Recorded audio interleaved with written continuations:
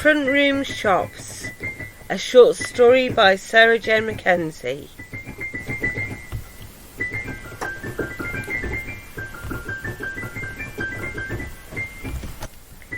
Geoffrey remembered the day he had been walking by the river in Knaresborough a long time ago. There had been rowing boats and ice creams, and it had been a lovely sunny day. At the top of the stretch of river he had been walking by had been the World's End pub in its Tudor-looking black and white-framed guise. Was the panelling actually made of fibre-glass or asbestos? He did not know, and could not guess how old it may be. He had had a similar experience of wondering that when he'd been at an Orlando pleasure park with his nephew and seen a dolphin. He did not know whether the rocks surrounding the pool in which the dolphin swam were really rocks, or whether it might be like a film set in many ways.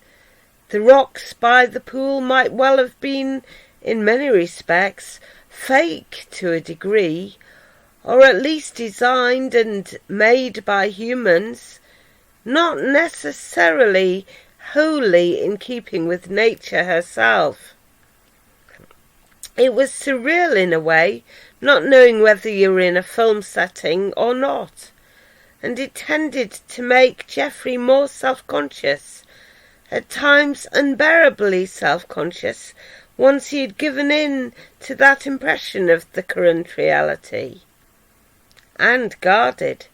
He did not know to what extent his own privacy was being impinged upon, whether he might to some extent be an arbitrary extra in a film, in which other people were consciously playing parts and being paid a wage to do so. He had wandered by the river, and not wanting to take a trip on a boat that day, partly because he only had so much money with him, and he wanted to get a present for his sister and his nephew for Mother's Day. There were a couple of very interesting antique shops there.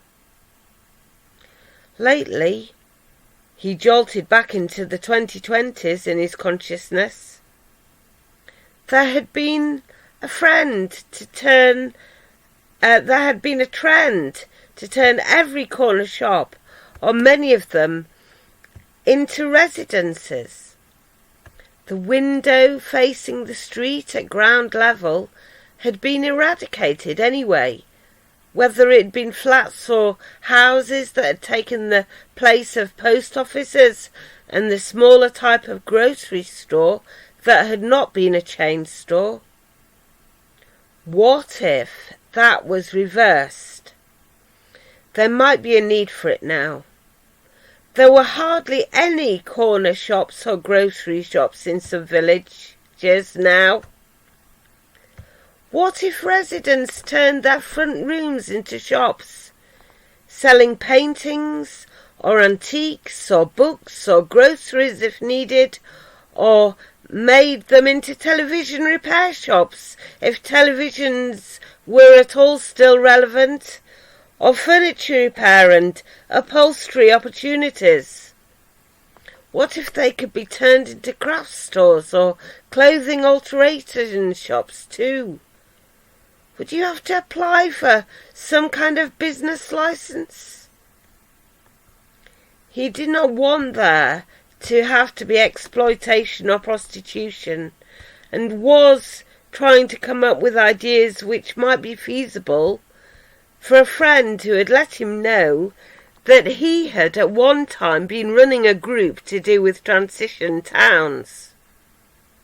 Local currencies had been considered, his friend Trevor had told him, but when Trevor told him that Geoffrey had quite strongly argued against the idea that every village and town and city in England might have to be turned back into a wholly local affair, without much truck with any outside party, He'd been afraid it might turn into something of a nightmare, like when he'd been bullied terribly in the setting of a very small school, with, to some extent, a completely erratic and individualised philosophy running it, and a teacher who was plainly quite sadistically nasty.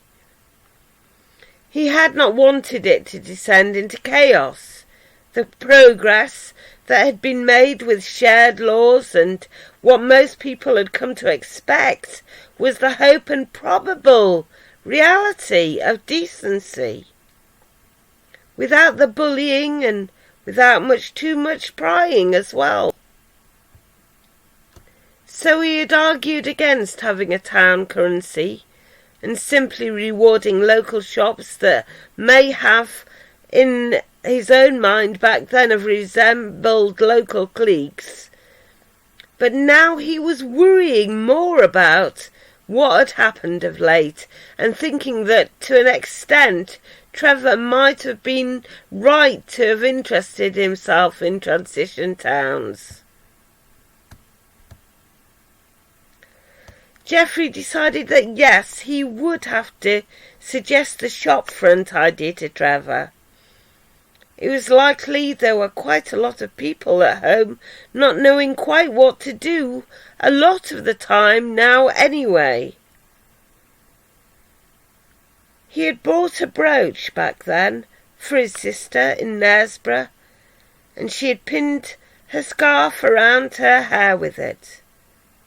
He had worried about that. It was not designed, he thought, to be used as a hair clip, even if there was material also involved. But he did not want to argue too much. He gave the small desk and chair to his nephew also. He had hoped, being wooden, that it would last a while longer, but hoped also that it would not be too uncomfortable or austere to sit on, and to regard with fondness and affection.